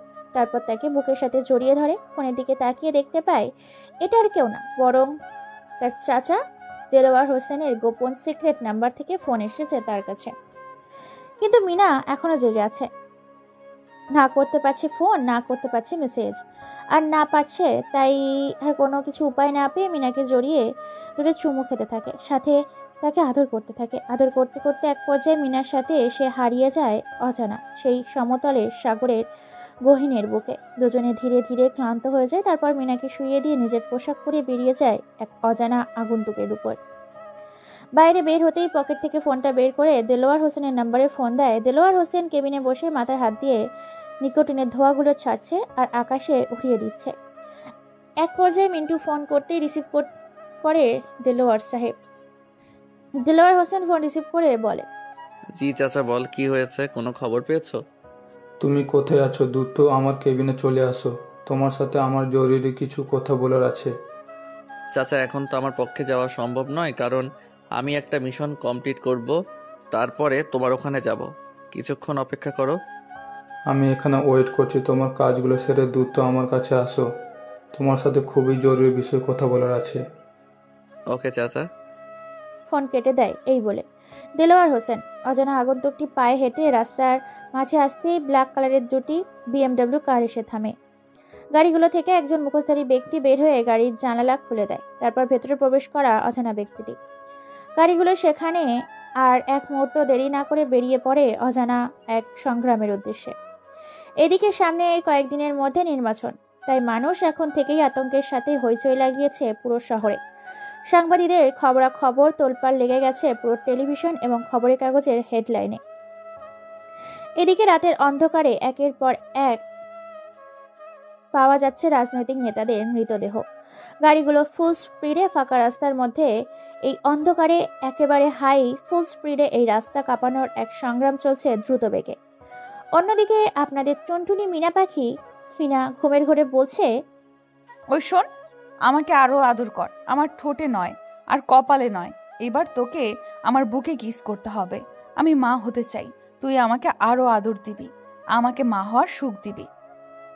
মিনা স্বপ্নের ঘরে এতগুলো বলতে থাকে, বড্ড বেশি সে ভালোবাসে মিন্টুকে। গাড়ি দুটো এসে বাংলো নাম্বার 245 নম্বর বাড়িতে এসে থামে। গাড়িগুলো থেকে নামে কালো মুখোশধারী ব্যক্তিগুলো। তারপর সামনে গাড়ি জানালা খুলে দিতেই গাড়ির ভেতর থেকে অজানা আগন্তুকটি বেরিয়ে আসে। তারপর হাতের ইশারা দিতে যে যার মতো পজিশন নিয়ে নেয়। পুরো বাড়িটা অন্ধকারে ছেয়ে গেছে। দরজার মেন গেটে সাইলেন্সার বন্দুক থেকে গুলি চালিয়ে দরজা ভেঙে ভিতরে প্রবেশ করতেই পেছন থেকে হঠাৎ করে কেউ একজন আগন্তুককে অজানা এক ব্যক্তি পেছন থেকে মাথায় আঘাত করে। মুহূর্তের মধ্যে সেই অজানা আগন্তুকটি মাটিতে লুটিয়ে পড়ে। পেছনে থাকা অজানা ব্যক্তিটি ওই আগন্তুকটিকে ফ্লোর থেকে উঠিয়ে চেয়ারের সাথে বেঁধে ফেলে। তারপর কোনো কিছু বুঝতে না পেরে আগন্তুকটি অজানা ব্যক্তিটি হঠাৎ করে এক ভয়ঙ্কর হাসিতে মেটে ওঠে পুরো রুমটা। হঠাৎ করে মরিচ বাতির চাকচিকে চাক মতো বাটিতে জ্বলে ওঠে। আস্তে আস্তে পুরো রুমটা যেন মনোমুগ্ধকর হয়ে ওঠে। হঠাৎ করে সেই অজানা ব্যক্তিটির গম্ভীর গলার কণ্ঠ শুনতে পেয়ে যায়। কি রে, আমাকে মারতে এসেছিস? তোর এত ক্ষমতা, তোর এত শক্তি, তুই আমার রাজ্যে এসে আমাকে ধ্বংস করতে এসেছিস? জানিস তো, সিংহের গলায় সিংহ থাকলে যদি সিংহের জঙ্গলে কেউ প্রবেশ করে তাহলে বেঁচে ফিরতে পারে না। কথাগুলো বলে পুরো রুমটায় আলোয় আলোকিত হয়ে যায়। মিটমিট করে চোখ খুলছে আগন্তুকটি। সেই অজানা ব্যক্তিটিকে দেখার জন্য চোখগুলো সামনে খুলে একেবারেই অবাক, কেননা তার সামনে সে স্বয়ং তহিদুল ইসলাম দাঁড়িয়ে আছে, যে কিনা ইন্টারন্যাশনাল পজিশন, দ্য রাজনৈতিক businessman, the most industrialist Tohidul Islam. Tohidul ইসলামকে দেখে হেমকে বলে ওঠে, তুই আমাকে মেরেছিস? ইয়েস, আমি মেরেছি তোকে। তুই ভাবলি কি করে তুই আমাকে হুমকি দিয়ে আমাকে আমার সিংহাসন থেকে সরিয়ে দিবি? তোর মতো কত পলিটিশিয়ানকে আমি জমিন থেকে উপরে পাঠিয়ে দিয়েছি, আর তুই কোন জঙ্গলের আগাছা? তোকে উপরে ফেলতে দুবার ভাবতে হয় না। তহিদুলের মুখে এরকম কথা শুনে মিন্টু তো অবাক, কেননা যার খেয়ে যার পরে সিন্ডিকেট চাঁদাবাজি করছিল সেই তহিদুলই নাকি বাঁশ মেরেছে এমকের পেছনে। আরো কিছু বলতে যাবে তার আগেই তহিদুল বলে ওঠে, তুই করিস পলিটিশিয়ানের বিজনেস আর আমি করি রাজনীতিতে বিজনেস। এটাই আমাদের মধ্যে পার্থক্য। জানিস তো, বড় কিছু পেতে গেলে ছোটদেরকে কেটে ফেলতে হয়। তহিদুলের মুখে এরকম কথা শুনে কি বলবে, কোনো কিছুই বুঝতে পারে না। তবুও ঠোঁটের নিচে এক মুচকি হাসি দিয়ে এমকে বলে ওঠে, তুই মারবি আমাকে আর আসমান জমিন এক হয়ে যাবে, তবুও এই এমকের শরীর থেকে এক ফোঁটা রক্ত ঝরাতে পারবি না তোরা। তোরা ঘুঘু দেখেছিস, ঘুঘুর ফাঁদ দেখিসনি। তোরা ঝড় দেখেছিস, ঝড় কিভাবে আসে তা দেখিসনি। তাই এই এমকে কি জিনিস তোরা এখনো বুঝতে পারিসনি। এমকের মুখে এরকম কথা শুনে এবার তহিদুল হেব্বি গরম হয়ে যায়। যার কোনো কথা ছাড়াই পরপর বেশ কয়েকটা থাপ্পড় মারে এমকের গালে।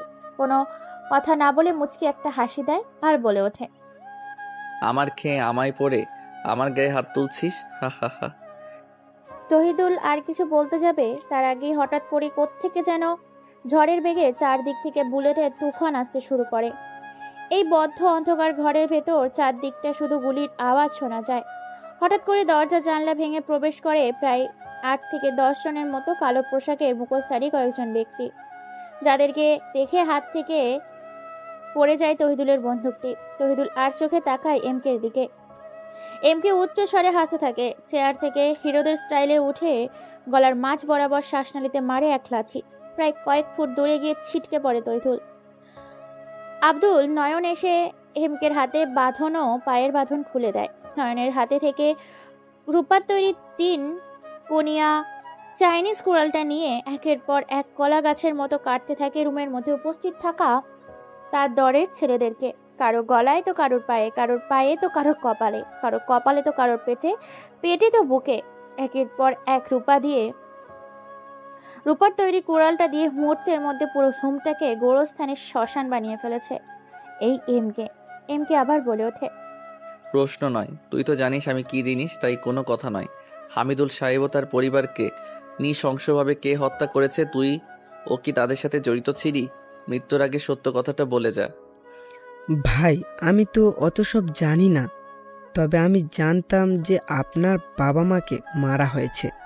আমি এই বিষয়ের সবটা জানতাম, তবে এর পেছনে আরও অনেকজন আছে। আপনার বাবা অনেক বড় একজন রাজনীতিবিদ ছিলেন। তিনি কখনো অন্যায় করতে চাননি বলে তাকে বিপরীত দলের রাজনীতিবিদগুলো নৃশংসভাবে হত্যা করেছে কোনো এক ডিলের কারণে। আর কোনো কথা বলতে না দিয়ে পকেটের ভেতর থেকে একটা ব্লেড বের করে কলার শ্বাসনালীর উপর চালিয়ে দেয় ব্লেডটি এমকে। তারপর নিজের রাগটাকে নিজের কন্ট্রোলে আনার জন্য পুরো শরীরে ব্লেডের আঘাত দিতে থাকে। এক পর্যায়ে পুরো শরীর চিরে খণ্ড খণ্ড করে ফেলে তহিদুলের। তবুও যেন নিজের মধ্যে একটা কন্ট্রোল হচ্ছে না। তারপর কুড়াল দিয়ে আঘাত করতে থাকে। এক পর্যায়ে বন্দুক হাতে নিয়ে বন্দুকের ভেতরে যতগুলো গুলি ছিল প্রত্যেকটা গুলি তার বুকের ওপর চালায়। তারপর সে শান্তি পায়। হঠাৎ করে চাচার ফোন পেতে সে সেখান থেকে বেরিয়ে যায়, লাশগুলোকে গুম করে দিতে বলে। হ্যাঁ, মিস্টার হামিদুল সাহেব হচ্ছেন একজন মন্ত্রী। তিনি বাংলাদেশ সেনার দেশের এক অন্যতম নীতিবান রাজনৈতিক নেতা ছিলেন। ওনাকে রাজনৈতিক দলের কিছু অবৈধ নেতা কাজের জন্য আহ্বান করে এবং সত্যের পথে থাকার জন্য হামিদুল সাহেব কোনোভাবেই তাদের সাথে ডিল করতে রাজি হয় না বলে তার পুরো পরিবারকে নৃশংসভাবে হত্যা করে এবং হামিদুল সাহেবের ছেলে হচ্ছে হেমকে। তারপর তাদেরকে নৃশংসভাবে সেখানে মেরে তার দল লাশগুলোকে গুম করে দিতে বলে। সেখান থেকে বেরিয়ে যায় এমকে তার চাচার উদ্দেশ্যে। এদিকে দেলোয়ার হোসেন নিজের অফিসে বসে কাজ করছে, তখনই বাইরে থেকে বলে ওঠে, ভিতরে আসতে পারি? এমকের গলার আওয়াজ শুনতে পেয়ে রুমের ভেতর থেকে চেয়ারের উপর বসে থাকা দেলোয়ার হোসেন বলে ওঠে, ভেতরে আসো, তোমার সাথে খুবই গুরুত্বপূর্ণ কিছু আমার বিষয়ে কথা বলতে হবে। তুমি চেয়ারের উপরে বসে পড়ো। জি আব্বু, বলো তোমার কি বলার আছে। দেখো বাবা, তোমাদের বিয়ের অনেক দিন হয়েছে, আমি আর কোনো কথা শুনতে চাই না। আমি এখন আমার নাতি নাতনি চাই, কারণ অনেক তো বয়স হলো, আর রাজনীতি করতে চাই না। ঠিক আছে, তো বলো তোমার কি চাই চাচু। দেখ বাবা, মূল বিষয় হচ্ছে তোকে আমি কিছু গুরুত্বপূর্ণ কথা বলতে চাই, আর সেগুলো তুমি মনোযোগ দিয়ে শোনো। তোমার বাবা আর মা কোনোদিন অন্যায়ের সাথে অপচয় করেনি, আমিও করিনি, আর তুইও করবি না। চাচু, তোমার কি হয়েছে বলো তো, এসব কেন বলছো তুমি? দেখ বাবা, তুই তো জানিস যে তোর বাবা মাকে খুন করা হয়েছে, আর তোর বাবা মাকে বিশিষ্ট কোটিপতি ও বিজনেসম্যান এবং ইন্ডাস্ট্রিজের মূল মাথা এবং রাজনৈতিক নেতা আজমত হোসেন এবং সামত হোসেন করেছে। এই দুইজন তোর বাবা মাকে নৃশংসভাবে হত্যা করেছে। কথাগুলো শুনে এমকের মাথা গরম হয়ে যায়। কোনো কিছু আর না বলে চুপটি করে হাত পা গুলো মুষ্টিবদ্ধ করে ফেলে। চোখগুলো লাল রক্তবরণ ধারণ করেছে, পুরো চেহারার প্রতিচ্ছবি চেঞ্জ হয়ে গেছে। তারপরও নিজের রাগটাকে কন্ট্রোল করে বলে ওঠে, বর্তমান তাদের কোথায় পাবো এবং তাদের ডেরাগুলো কোথায় কোথায় আছে? এমকের কথা শুনে চোখ থেকে দুফোঁটা পানি গড়িয়ে পড়ে দেলোয়ার হোসেনের। নিজের আপন ভাই ও ভাবির মৃত্যুর কথা আজকে তার ছেলের সামনে বলছে। একদিকে ভাইয়ের ছেলের সম্পর্কে ভাতিজা, অন্য দিক দিয়ে মেয়ের জামাই। চোখের পানিগুলো মুছে এমকের দিকে তাকিয়ে মুচকি হাসি দিয়ে বলে ওঠে, দেখ বাবা, ওরা বর্তমান কেউ দেশে থাকে না, সবাই দেশে বাইরে থাকে। ওদের এক একটা পজিশন আছে, ওদের অনেক পাওয়ার, অনেক ক্ষমতা দেশের সরকারও তাদের হাতে। তারপর তারা মুখোশ পড়ে থাকে সমাজের সামনে, তারা বিশাল দয়ালু এবং প্রভাবশালী, কিন্তু তলে তলে ওরা দেশের শত্রু। চাচার মুখে এরকম কথা শুনে কিছুক্ষণের জন্য থেমে যায় এমকে। ওইদিকে মিনা একের পর একা বিছানায় শুয়ে শুয়ে ঘুমাচ্ছে। পুরো বাড়ি ফাঁকা। দেখতে দেখতে রাত প্রায় 10টা পার হয়ে 11টা বেজে গেছে। চারিদিক দিয়ে শীতের কুয়াশার সাদা রঙের আবরণে ঢেকে গেছে পুরো এলাকা শীতের কুয়াশাতে। এমকে আবার বলে ওঠে তার চাচার উদ্দেশ্যে, চাচা, আপনার দায়িত্ব আমাকে সত্যিটা। এমকের কথা শুনে দেলোয়ার হোসেন ফোনের দিকে তাকিয়ে আবার বলতে শুরু করে, এই নাও তাদের সবার ছবি। এদের মধ্যে থেকে কয়েকজনকে মারতে পারলে তারা দেশে ফিরে আসবে এবং তুমি তাদের উপর প্রতিশোধ নিতে পারবে। তোমার প্রতিশোধে আগুনে তাদেরকে দাউ দাউ করে জ্বালিয়ে মারবে। পুরো দেশ তোমার দিকে তাকিয়ে আছে। আমাদের দেশের সরকারও ভালো না। ছবিগুলো এগিয়ে দিয়ে কথাগুলো বলে দেলোয়ার হোসেন। তারপর নিজের দায়িত্বে পালন করতে বলে চলে যায় দেলোয়ার হোসেন তার বাড়ির উদ্দেশ্যে। এমকে সেখানে আর এক মুহূর্ত দেরি না করে পকেট থেকে ফোন বের করে ছবিগুলোর পিক তুলে ফোনে SMS করে পাঠিয়ে দেয় তার সব আড্ডাখানায়। তারপর বেরিয়ে পড়ে সে অজানা গন্তব্যের উদ্দেশ্যে। কিন্তু বাড়ি গিয়ে তো অবাক। বাড়িতে চিৎকার চেঁচামেচির আওয়াজের সাথে ভাঙচুর, পুরো বাড়িতে লাইট জ্বলছে। কি হয়েছে দেখার জন্য দ্রুত সে বাড়ির ভিতর গিয়ে তো অবাক, কেননা বাড়ির ভিতরে দেখে তো অবাক মিনাকে। মিনা এখনো জেগে আছে। মিনাকে এইভাবে ভাঙচুর করতে দেখে দৌড়ে গিয়ে তার হাতটা ধরে বলে ওঠে, কি হয়েছে বলো তো, তুমি এভাবে ভাঙচুর করছো কেন? মিনা এমকে কে দেখে কোনো কথা না বলেই শার্টের কলার ধরে টেনে হিঁচড়ে সিঁড়ি ভেদ করে নিজের রুমে নিয়ে গিয়ে বিছানায় ছুঁড়ে ফেলে চিৎকার করে বলে ওঠে, চুপ, তুই আর একটাও কথা বলবি না। এখন রাত 12টা বাজে। তুই কোথায় গিয়েছিলিস? কেন গিয়েছিলিস? কার সাথে দেখা করতে গিয়েছিলিস? তোকে তো আজকে আমি মেরেই ফেলবো। কথাগুলো শুনে চমকে যায় এমকে। তবুও নিজের রাগটাকে কন্ট্রোল করে একটা হাসি দিয়ে আলতো করে মিনার ঠোঁটে চুমু খেয়ে বলে ওঠে, চুপ কর, আমি আর একটা কথা শুনতে চাই না, শুধু তুই শুনবি। শালা, তুই চুপ কর। জানিস তোর জন্য আমাকে কত কাঁদতে হয়েছে? তুই কি আমার চোখের পানির দাম দিয়েছিস? তুই কেন আমাকে ছেড়ে রাতের আধারে বেরিয়ে গেলি? তোর সাহস হয় কি করে? আমার বেবি চাই মানে বেবি চাই। তুই আজকে আমাকে বেবি দিবি, না হলে আমি নিজেকে শেষ করে দিব। এমকে আর মিনাকে কোনো কিছু বলার সুযোগ না দিয়ে সোজা তাকে ধাক্কা দিয়ে খাটের ওপর শুয়ে দেয়। তারপর নিজে তার উপর শুয়ে পড়ে। মিনার মুখে এরকম কথা শুনে নিজের মধ্যে একটা রাগ চেপে বসে। তাই সে পাগলের মতো ঝাঁপিয়ে পড়ে মিনার ওপরে। তারপর মিনাকে নিয়ে ধীরে ধীরে ডুব দিতে থাকে ভালোবাসার সাগরে। সেখানে শুধু সুখ আর সুখ, ভালোবাসা আর ভালোবাসা। মিনা আর সহ্য করতে না পেরে বলে ওঠে, প্লিজ, অনেক হয়েছে, এখন আর না। আমি অনেক ক্লান্ত হয়ে গেছি, আর ভালো লাগছে না। এখন আমি রেস্ট নিতে চাই। মিনার কথা শুনে মিন্টু এবার আরো বেশি করে অত্যাচার করতে শুরু করে। আগে তো লিমিটের মধ্যে ছিল, এখন লিমিট ক্রস করে ফেলেছে। গগন কাঁপানো উচ্চ স্বরে হাসতে হাসতে বলে ওঠে মিন্টু, এখন আর ছাড়ছি না। এতক্ষণ তোমার বেবি চাই বলে আমার কানটা ঝালাপালা করে দিচ্ছিলে, আর এখন বলছো আর লাগবে না। এটা কেমন করে হয়? যতক্ষণ না আমি চাইছি ততক্ষণ আমার সাথেই থাকতে হবে। এ বলে কখন এসে তারা ঘুমিয়ে গেছে সেদিকে কোনো খেয়ালই নেই। সকাল 7টা বাজে। হঠাৎ করেই ফোন বেজে ওঠে মিন্টুর। আর মিন্টু সে তো নাক ডেকে ঘুমাচ্ছে। মিনার ঘুম ভেঙে যায়। মিনা ঘুম ঘুম চোখে ফোনটা রিসিভ করে। আর ওপাশে থাকা ব্যক্তিটা বলে ওঠে, কি রে শালা কুত্তার বাচ্চা, তোর সাহস কি করে হয় আমার বিরুদ্ধে কথা বলার? তুই জানিস না আমি কে? হঠাৎ করে ফোনের ওপাশে এরকম কারো হুঙ্কার শুনে আচমকা চমকে ওঠে মিনা। মিনার ঘুম ঘুম ভাব কেটে যায়। মিনা কিছু বলতে যাবে তার আগেই আবার বলে ওঠে, কি রে এখন কথা বলিস না কেন? এখন কোথায় লুকিয়ে গেলি ইঁদুরের মতো?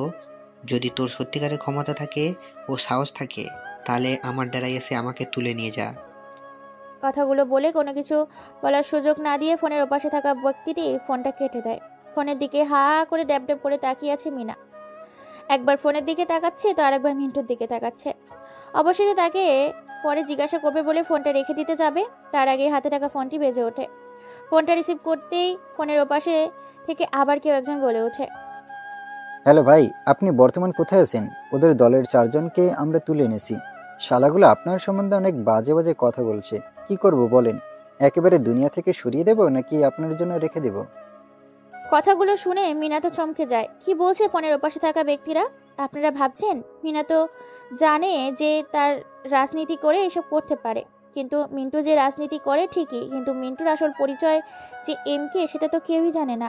এবার ফোনের ওপাশে থাকা ব্যক্তিটি আরো কিছু বলতে যাবে, তার আগেই মিনা থামিয়ে দিয়ে বলে ওঠে, হ্যালো, কে বলছেন আপনি? কাকে ফোন দিয়েছেন? আর কি সব মেরে ফেলবেন বলছেন? আপনি এই নম্বর কোথায় পেলেন? আর আপনি কাকে ফোন দিয়েছেন বলুন তো, না হলে এখন আমি পুলিশকে জানাতে সব কিছু বাধ্য হব।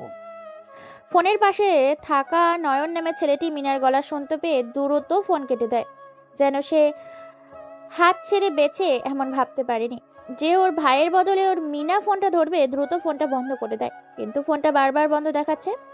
অবশেষে আর সহ্য করতে না পেরে বিছানা থেকে এমকে জোরপূর্বকভাবে তুলে উঠিয়ে রাগী কণ্ঠে বলে ওঠে, এসব কি হচ্ছে মিন্টু? বারবার তোমার ফোন আসছে, আর যতবার ফোন রিসিভ করি ততবারই কেউ তোমাকে ভাই বলে, আবার কেউ তোমাকে হুমকি দেয়, কেউ তোমার পারমিশন নিয়ে কাউকে মারতে চায়, আবার কেউ তোমাকে তার নিজের ডেরায় গিয়ে মারতে বলে, আর না হলে সে তোমাকে মারবে। এসব কি হচ্ছে? তুমি আসলে কি করো? কে তুমি বলো তো? মিনার মুখে এরকম কথা শুনে ঘুম উড়ে যায় মিন্টু। একবার ফোনের দিকে তো আরেকবার মিনার দিকে। সে কি বলবে কোনো কিছুই ভেবে পায় না। তবুও আমতামতা করতে করতে বলার আগেই কথা খুঁজে পাচ্ছে না। অবশেষে মাথা চুলকাতে চুলকাতে বলে ওঠে, আরে তুমিও না পাগল হয়েছো? ওরা আমার বন্ধুরা তোমার সাথে হয়তো ঠাট্টা করছে। শালাগুলোকে কালকে কলেজে গিয়ে আচ্ছা মতো ধোলাই দিব। একদম চুপ। আমাকে একদম মিথ্যা কথা বলবি না। আমি বুঝতে পারছি তুই কারোর সাথে ঝামেলা করেছিস, আর সে তোকে মারার হুমকি দিচ্ছে, অথবা তুই তাকে মারার হুমকি দিচ্ছিস। মিনার কথা শুনে মিন্টু হকচকিয়ে ওঠে। কি বলবে, বলার ভাষা খুঁজে পায় না। অবশেষে বুদ্ধি খাটিয়ে মিন্টু একটা ভালো প্ল্যান বের করে। হাবার ডুব দেয় মিনাকে জড়িয়ে নিয়ে বিছানার মধ্যে ভালোবাসার সাগরে। মিনা ছাড়ানোর চেষ্টা করছে, কিন্তু মিন্টু তাকে ছাড়ছে না। অবশেষে মিনা নিজেকে কন্ট্রোল করতে না পেরে আবার হারিয়ে যায় তাদের মধ্যে এক নতুন ভালোবাসার সুখ বিনিময়ের মুহূর্তে। এর মধ্যেই ফোন চেক করতে দেখতে পাই নয়ন ফোন করেছিল। নয়নকে মেসেজ দিয়ে বলে যা বলার লাগে, আর একটি ফোন নাম্বার দেয়। এ ফোনের নাম্বারটিকে ট্র্যাক করতে বলে, কারণ এই ফোন নাম্বারকে চিনে না বলে এই নাম্বারটা ট্র্যাক করতে বলে। সাথে এটাও বলে দেয় যে এই নাম্বার থেকে তাকে মারার হুমকি এসেছিল। ফোনে কি কথা হয়েছে তার সকল রকম কথাবার্তা বের করতে বলে। নয়ন এবং আব্দুলকে পই পই করে মেসেজে একটা কথাই বলে, বারবার উল্লেখ করে তাদের সেন্ড করে। অন্যদিকে তার মেসেজ পাওয়ার সাথে সাথে কাজে লেগে পড়ে। যে চারজনকে তুলে এনেছিল তাদেরকে গোডাউনের ভিতর বেঁধে রেখে এক পর্যায়ে দুজনেই ক্লান্ত হয়ে গেলে একসাথে ওয়াশরুমে গিয়ে গোসল করে বেরিয়ে আসে। তারপর ডাইনিং টেবিলে খাওয়া দাওয়া করে মিন্টু বেরিয়ে যায় তার কাজের উদ্দেশ্যে, আর মিনা চলে যায় তার বান্ধবী বিপাশার সঙ্গে কথা বলতে। কিছুক্ষণের মধ্যেই গাড়ি নিয়ে পৌঁছে যায় মানুষের সমাগম ও ভিড়ে এক জনশূন্য এলাকায়, কালো দুনিয়ার অন্ধকার জগতে, সেই পুরনো গোডাউনের ভেতরে। চারজনের সামনে রাখা হয়েছে জ্বলন্ত কাঠের আগুন, সাথে পেট্রোল। এমকে এই সিদ্ধান্ত নিয়েছে আজকের মৃত্যুটা তাদের এতটাই ভয়ানক হবে যে 50,000 বছরের ঐতিহাসিক অত্যাচারের থেকেও ভয়ঙ্কর এই অত্যাচার হবে। এমকে গোডাউনের ভেতরে এসেছে দেখে নয়ন এবং আব্দুল পেছন থেকে একটা চেয়ার এনে দেয়। পকেট থেকে লাইটার এবং সিগারেট বের করে সিগারেটের ধোঁয়াগুলো উড়িয়ে দিতে থাকে তাদের মুখের দিকে। সিগারেটের গন্ধে চারজন খক খক করে খেসে ওঠে। কোনো কিছু বলার আগেই এমকের হাতে থাকা সিগারেটটা দিয়ে তাদের মুখের ভিতর থেকে জিহ্বাটা বের করে আনে। সিগারেটের আগুন দিয়ে জিহ্বার কয়েকটা জায়গায় পুড়িয়ে দেয়। চারটে ছেলে যেন গলা কাটা মুরগির মতো ছটফট করতে থাকে। কুকুরের মতো জিহ্বা বের করে চোখের পানি অঝরে ফেলতে থাকে। ওদের এরকম অবস্থা দেখে এমকের মাথা পুরো গরম হয়েছে, কেননা তারা শুধু চোখের পানি ফেলছে কিন্তু চিৎকার করছে না। এটা এমকে সহ্য হচ্ছে না। তার চিৎকার শুনতে ভালো লাগে, সেজন্য তার হাতে থাকা সিগারেট দিয়ে তাদের চারজনের ঠোঁটের উপর আবার পুড়িয়ে দেয়। এবার যেন হাতিকে যেমন চাম্বুক মারা হয় তার হাতির বিকট আওয়াজ চিৎকার করে, তার থেকেও যেন ভয়ঙ্কর চিৎকার দেয়। এই চারজন তাদের চিৎকার শুনে উচ্চ স্বরে হাসতে থাকে। এমকে হাসতে হাসতে বলে ওঠে এমকে, হা হা হা, এখন ঠিক আছে, তোদের এই চিৎকারটাই শোনার জন্য আমি অপেক্ষা করছিলাম। ছেলেগুলো আরো আত্মনত শোনার জন্য সে চারজন ছেলের দু পায়ের ফাঁকের মাঝখানে অনেক বিশ্রীভাবে সিগারেট দিয়ে অত্যাচার করতে থাকে। সেই চারটা ছেলে যেন পাগলা কুত্তার মতো ছটফট করতে থাকে। অবশেষে কথা বলতে আর পারে না, জিহ্বাটা বের করে মাথাটা নিচু করে দিয়ে চোখের পানিগুলো টপ টপ করে ফেলছে। কথা বলতে গিয়েও যে কথা বলতে পারে না, কেননা তার আগেই যে চারজনের জিহ্বাটা পুড়িয়ে দিয়েছে সিগারেটের আগুন দিয়ে। এমনকি এমকে তাদের মুখ থেকে কোনো কিছু শোনার নেই, কারণ তার আগে থেকেই তাদের পেট থেকে সকল রকম কথা বের করে নিয়েছে। এখন শুধু 666 ডিগ্রি অত্যাচার করা হচ্ছে। অবশেষে এমকে আবার বলে ওঠে, আমি জানি তোরা গোলামের দাস, তোদের হুকুম করে তোরা টাকার বিনিময়ে কাজ করিস, কিন্তু তোরা অন্যায় করেছিস, সাধারণ মানুষের প্রতি অবিচার করেছিস, তাদের হক মেরেছিস, রাষ্ট্রের সম্পদ তোরা লুটে পুটে খেয়েছিস, তোরা রাষ্ট্রের সব কিছু নিজেদের দখলে নিয়েছিস। এই জন্য তোদের মরতে তো হবে, কারণ সাধারণ মানুষের পাশে থাকতে গেলে তোদের মতো ওর আজকেলদের পৃথিবী থেকে সরিয়ে দিতে হবে।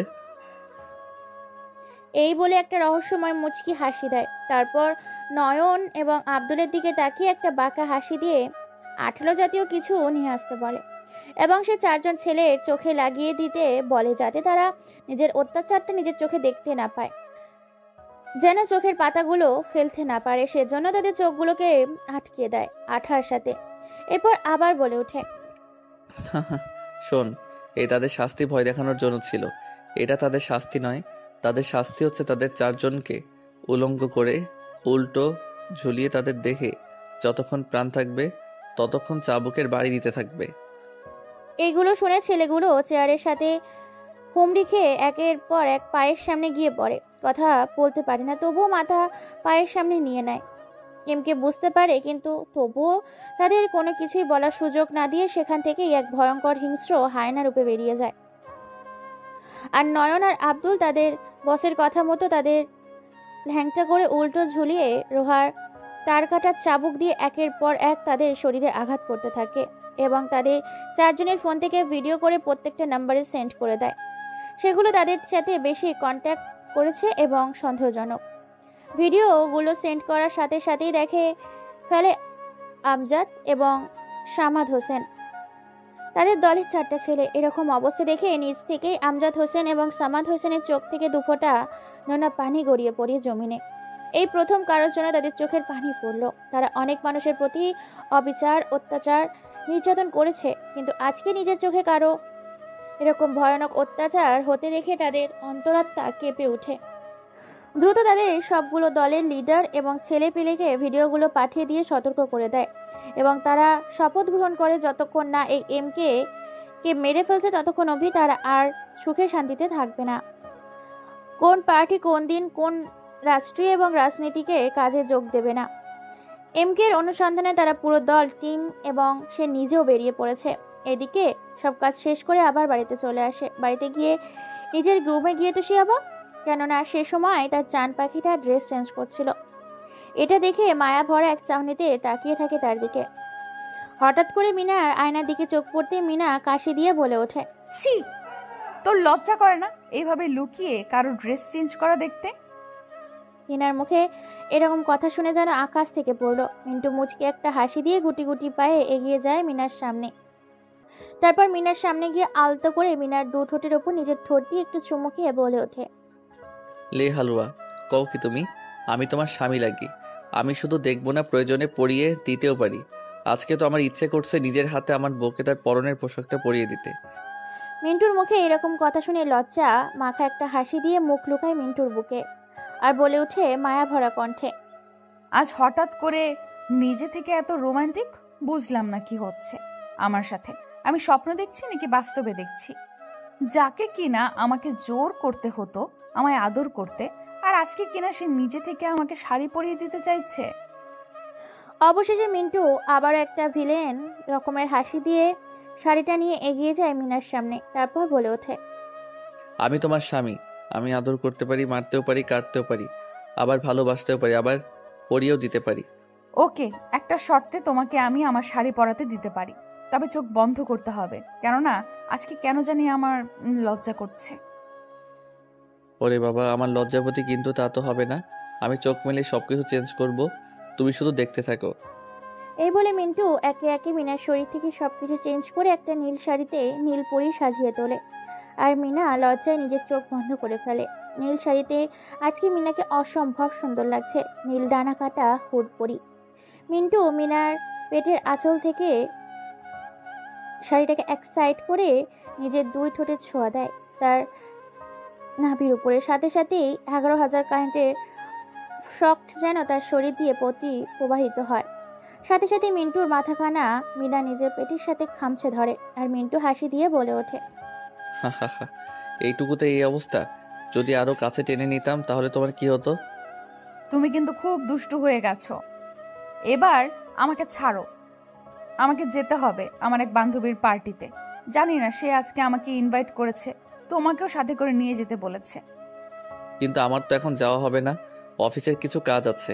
তুমি যাও, আমি তোমাকে সেখান থেকে নিয়ে আসবো। ওকে, ঠিক আছে। এমনিতেই তো আমি তোমাকে জোর করতে পারি না, কিন্তু আমাকে যদি তুমি না নিতে আসো তাহলে বাড়ি এসে তোমাকে মজা বোঝাবো। মিন্টু মাথা নাড়িয়ে হ্যাঁ সূচক জানায়। মিনা এই বলে যখনই চলে যাবে তখনই পেছন থেকে মিনার হাতটা টেনে ধরে কপালে একটা চুমু খায়। তারপর মিনার একটা লজ্জামাখা হাসি দিয়ে চলে যায় তার বান্ধবীর বাড়ির উদ্দেশ্যে।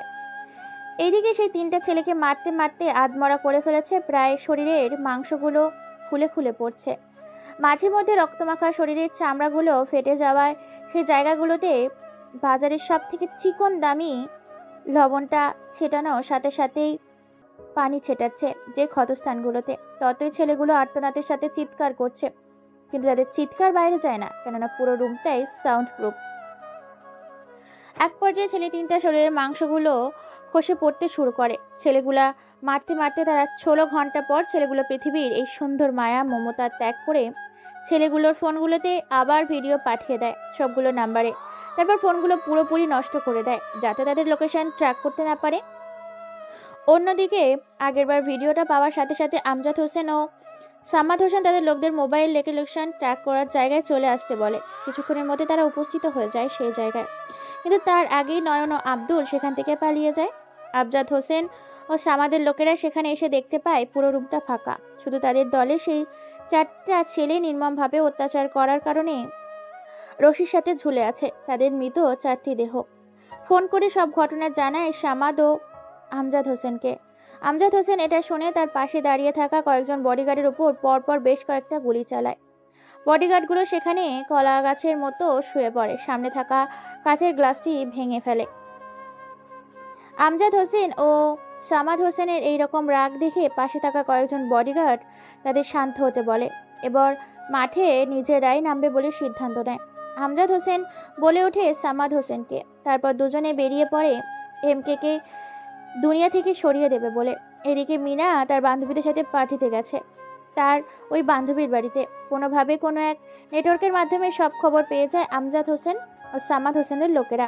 এক অজানা ব্যক্তিকে ফোন করে বলে দেয় সামাদ হোসেনকে, বস, আমি এমকে স্যারের কিছু পিক পাঠাচ্ছি ও তার ওয়াইফের। তবে একটা সত্যি, পুরো 500 কোটি টাকা দিতে হবে আমাকে, এবং বাংলাদেশের একটা রাজ্য আমাকে দিয়ে দিতে হবে, যেটাতে শুধু আমার কথাই পুরো দেশ চলবে। আরে চুপ বেটা বাঘের বাচ্চা, তুই শুধু 500 কোটি কেন, আমার ও সমাদ হোসেনের পুরো সম্পত্তি চাইলে তোকে দিয়ে দিতাম। তোকে শুধু টাকা দিয়ে চিন্তা করতে হবে না, তুই শুধু পিকগুলো আমাদের পাঠা এবং তার বর্তমান ঠিকানা আমাদের পাঠা, তোকে টাকা দিয়ে পুরো ভরিয়ে দেব। এই বলে ফোনের ওপাশে থাকা অজানা ব্যক্তিটি ফোন কেটে দিয়ে অট্ট হাসিতে মেতে ওঠে। কিছুক্ষণের মধ্যে সামাদ ও আমজাদ হোসেনের মোবাইলে সেই দুজনের লোকেশন চলে আসে। দ্রুত আমজাদ হোসেন এবং সামাদ হোসেন লোকেশন অনুযায়ী চলে যায় তাদের তুলে আনতে। এদিকে ফোনে সেই অজানা ব্যক্তিটি ছিল এমকের কাছের লোক আব্দুল। সে টাকার বিনিময়ে তাদের পুরো খবর দিয়ে দেয়, আর এটার পেছন থেকে শুনে নেয় নয়ন। নয়ন এটা জানার পরে সাথে সাথেই আব্দুলকে সেখানে গুলি করে হত্যা করে এবং দ্রুত সব ঘটনা এমকে জানায়। এমকে সবটা জানতে পেরে দ্রুত মিনার কাছে রওনা দেয় তার সাঙ্গপাঙ্গ ধরে। আজকে কেন জানি না কাছের রাস্তাটাও এত দূরের লাগছে। হাই স্পিডে গাড়ি চলছে হাইওয়ে রাস্তায়, উপরে রাস্তায় নিচ দিয়ে যাচ্ছে ট্রেনের রেল লাইন, তারপরে ব্রিজ, তারপরে মানুষের চলাচল ও সমাগম তার জান পাখির উদ্দেশ্যে। এদিকে আমজাদ হোসেন সামাদ হোসেন পৌঁছে যায় মিনার সেই বান্ধবীর বাড়িতে। সেখানে গিয়ে প্রায় 50 জনের মতো লোককে নিয়ে বাড়ির ভেতরে প্রবেশ করে, আর মিনাকে সেখান থেকে তুলে নিয়ে আসতে গেলে সেখানকার লোকেরা বাধা দিতে আসে। যারাই বাধা দিয়েছে তাদেরকেই নৃশংসভাবে গুলি করে হত্যা করেছে। গুলির শব্দে চারদিকের মানুষ ছোটাছুটি শুরু করেছে। আনন্দের উল্লাসে মেতে ওঠা বাড়িটা মুহূর্তের মধ্যেই শ্মশানে পরিণত হয়ে যায়। আনন্দে উল্লাসে মেতে ওঠা বাড়িটা মুহূর্তের মধ্যেই শ্মশানে পরিণত করে দেয়। সেই অজানা ব্যক্তিগুলো বেরিয়ে যায় সেই হামলাকারার পরে বাড়ি থেকে। তারপরে কিছুক্ষণের মধ্যেই পৌঁছে যায় এমকে। তার পুরো দল বাড়ির সামনে, তো রক্ত ছাড়া, লাশ ছাড়া চোখ দিয়ে কোনো কিছুই দেখতে পায় না। মিনার জন্য ভীষণ টেনশন হচ্ছে, অল্প কিছুক্ষণের মধ্যে কি থেকে কি হয়ে গেল। অন্যদিকে হেলিকপ্টারে করে উড়াল দিয়েছে মিনাকে নিয়ে আমজাদ হোসেন ও শামাদ হোসেন সেই অজানা নিজের দেশে, ব্যাঙ্গালোর। ব্যাঙ্গালোরে হচ্ছে তাদের আসল দেশ, আর সেখানেই তারা রাজত্ব করে সকল রকম ক্রিমিনালের রেকর্ড আছে তাদের ওই দেশে।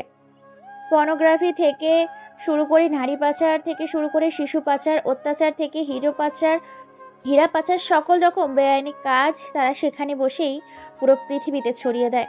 হেলিকপ্টারে উড়ালের সাথে সাথেই ফোন দেয় আবার এমকের নাম্বারে, কিন্তু ফোন বেজে চলেছে এমকে। ফোনের দিকে কোনো হুঁশ নেই। সে দ্রুত গাড়ি নিয়ে ছুটছে তার অজানা গন্তব্যের উদ্দেশ্যে, তার ভালোবাসার জান পাখিটা রক্ষা করার পেছনে। আকাশে দুইটা হেলিকপ্টার, হাজারো জনগণ দেখে আছে। আকাশের দিকে তাকিয়ে আছে হেলিকপ্টারগুলোর দিকে। আমজাদ হোসেন হুঙ্কার দিয়ে বলে ওঠে এমকে কে, কিরে শালা হালার পো, কোথায় আছিস তুই? তোর জান পাখিকে তুলে এনেছি আমরা এলাকায়, বাঙ্গালোরের। তোর সাথে খেলা হবে সেখানেই। সবেমাত্র তোর কাছে 1 সপ্তাহ আছে, পারলে খুঁজে বের করে দেখা। তুই তো ভুলে গেছিস যে আমি কে। শুধু বাংলাদেশের নয়, পুরো আন্ডারওয়ার্ল্ড জুড়ে শুধু আমারই রাজত্ব। আর তুই আমাকে রাজপথ দেখাচ্ছিস? শুনে রাখ, রাজ্যটা আমার ছিল, আমারই আছে। রাজা আমি ছিলাম, আমি থাকবো। আর রাজ্য আমার ছিল, আমারই হবে। আমি আসি তোর শহরে তোর জীবন কবজ করতে। চলাই, দেখা যাক কার কত পাওয়ার। দ্রুত সবগুলো গাড়িকে একত্রে করে চলে আসে তার নিজস্ব প্রাইভেট জ্যাক হেলিকপ্টার ল্যান্ড করার মাঠে। প্রায় সেখানেই 35টির বেশি হেলিকপ্টার রাখা আছে। আছে বেশ কয়েকটি প্রাইভেট প্লেন, যেগুলোর এক একটির দাম কয়েকশো কোটি টাকা। প্রায় 5000-এর বেশি ছেলেপেলে নিয়ে উপস্থিত হয় পুরো মাঠে। উড়াল দেয় একসাথে 30টির বেশি হেলিকপ্টার। হাঁ করে তাকিয়ে আছে রংপুর বিভাগের বাসিন্দাগুলা, পঞ্চগড় ডিস্ট্রিক্টের মানুষগুলা, অটোয়ারি উপজেলা, অটোয়ারি ফকিরগঞ্জ বাজারের হাজার হাজার জনতা তাকিয়ে আছে আকাশের দিকে, কেননা সেখান থেকে উড়াল দিয়েছে অনেকগুলা হেলিকপ্টার। আকাশে তাকালে শুধু শোনা যায় ভন ভন আওয়াজ। হেলিকপ্টার আর জ্যাক প্ল্যানগুলো রওনা দিয়েছে ব্যাঙ্গালোরে যাওয়ার উদ্দেশ্যে। মুহূর্তের মধ্যেই পুরো আকাশটা হেলিকপ্টার আর প্লেনে ছেয়ে গেছে। যেদিক দিয়েই যাচ্ছে সেদিক দিয়েই মানুষগুলো হা করে তাকিয়ে আছে। The power of godfather criminal is boy MK. কয়েক ঘন্টা অতিক্রম করে চলে আসে ব্যাঙ্গালোর শহরে। ব্যাঙ্গালোরে হাজার হাজার জনতা তাকিয়ে আছে। প্লেনগুলোর ল্যান্ড করার মতো কোনো জায়গা নেই, যে সেখানে পাচ্ছে সেখানেই ল্যান্ড করছে। ব্যাঙ্গালোর শহরে প্রধান কোটিপতি কিংডম জেনারেল হাবিব মোল্লার সাথে যোগাযোগ করে পুরো প্রোটেকশন নিয়ে নেয় এমকে। সরকারের সাথে কন্ট্যাক্ট করে একটা হেলিকপ্টার যেখানে পরে সেখানেই ল্যান্ড করে, তারপর উড়ে পড়ে BMW কালো রঙের গাড়িগুলোতে। এদিকে খবর পেয়ে গেছে আমজাদ হোসেন। আমজাদ হোসেন ভালো করেই প্রোটেকশন নিয়ে নিয়েছে। পুরো এলাকা তো তন্ন তন্ন করে খুঁজে নিয়েছে। হঠাৎ করে এমকের ফোনে একটা কল আসে, আর এমকে ফোন রিসিভ করতেই বলে ওঠে ফোনের ওপাশে থাকা অজানা ব্যক্তিটি, আমি আমজাদ হোসেনের ওয়াইফ সুধা বলছি। তোমাকে যে কারণে ফোন করলাম, পুরো ব্যাঙ্গালোর শহরটাকে আমাকে তুলে দিতে হবে, সাথে 100 কোটি টাকা দিতে হবে। পুরো ব্যাঙ্গালোর শহরে যদি আমাকে রাজ করতে দাও, তবে আমি আমজাদ হোসেন, শামাদ হোসেন ও তোমার জান পাখির খবর দিতে পারি। রাজি আছি। আমি এমকে। আমার বুলেট মিস হতে পারে, কিন্তু আমার কথা মিস হয় না। তোমার সব সত্যি আমি রাজি। ওকে। কিছুক্ষণের মধ্যেই মোবাইলে লোকেশন চলে আসে। এক মুহূর্ত দেরি না করে যাকে সে যার মতো পজিশন নিয়ে নিতে বলে, একাই বেরিয়ে চলে যায় এমকে সেই গোডাউনের উদ্দেশ্যে। কিছুক্ষণের মধ্যেই সেখানে পৌঁছে যায়। গাড়ি নিয়ে দরজা ভেঙে ভিতরে প্রবেশ করে। সেখানে গিয়ে দেখতে পায় মিনার শরীরে নাজেহাল অবস্থা। অশ্লীল ভাবে থাকে চেয়ারের সাথে বেঁধে রেখেছে। এটা দেখে মাথায় রক্ত উঠে যায়। কাউকে কোনো কিছু বলার সুযোগ না দিয়ে কেউ কোনো কিছু বুঝে ওঠার আগেই পায়ের কাছ থেকে বন্দুক বের করে 2 হাত দিয়ে AK-47 বন্দুকটা চালাতে থাকে। অন্যদিকে আমজাদ হোসেন ও শামাদ হোসেনের লোকেরাও এমকে মারার জন্য গুলি করেন। লেগে যায় সংঘর্ষ। হঠাৎ করে গোডাউনের ভেতর উপর থেকে মানুষগুলো গোলাগুলি শব্দে পুরোপুরি এলাকা থমকে যায়। সাথে সাথে পুরো ব্যাঙ্গালোর শহরে আইন বাহিনী এবং এমকের সাথে 5,000 কালো পোশাকধারী বাহিনী পুরো বাড়িটিকে ঘেরাও করে নেয়। এক এক করে সবাইকে মেরে ফেলে। এর মধ্যেই অনেকগুলো লোক মারা গেছে, শুধু দাঁড়িয়ে আছে আমজাদ হোসেন। এমকে হাতের ইশারা দিয়ে প্লেনের নিচে রশি দিয়ে বেঁধে নিয়ে আসে বাংলাদেশে। ব্যাঙ্গালোরের সরকার অনেক সাপোর্ট দিয়েছে এমকে, সাথে মহিলাটার কথা মতো তাকে সব সত্য পূরণ করে দেয়।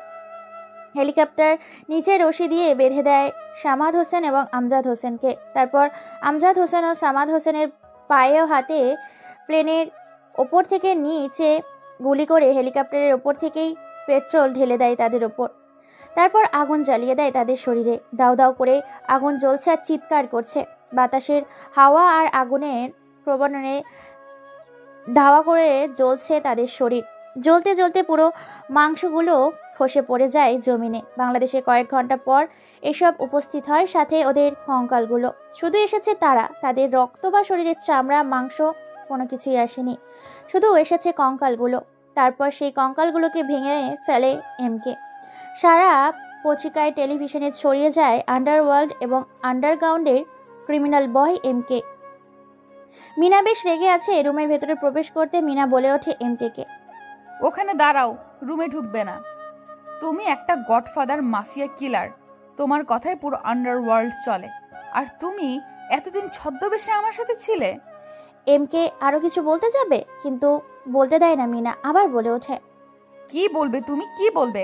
আজ যদি তোমার কিছু হয়ে যেত তাহলে আমি কি নিয়ে বাঁচতাম? আমি তোমাকে এইসব করতে বলেছি, কেন তুমি এইসব করেছো? কার জন্য করেছো? বলে ওঠে এবার এমকে। শুধু নিজেরটা ভাবলে হবে না, বরং বাংলাদেশে আরও 23 কোটি মানুষের ভালো মন্দ সুখ দুঃখ আমাকে ভাবতে হবে। চলো না আমরা নতুন করে শুরু করি। চুপ, আর একটা কথাও বলবি না তুই। যেন এমন বলতে হয় না। তোমাকে একটা নয়, তিনটা নয়, পুরো একটা ফুটবল টিম গিফট করব। একটা চান্স দাও। মিনাকে আর কিছু বলতে না দিয়ে এমকে মিনার দুই ঠোঁটে নিজের দখলে নিয়ে নেয়। তারপর বিছানায় হারিয়ে যায় অন্য এক পৃথিবীর রঙিন ভালোবাসায়। দেখতে দেখতে পুরো একটা ফুটবল টিম জন্ম দিয়েছে। বিশাল রাজনৈতিক নেতা হচ্ছে এই এমকে।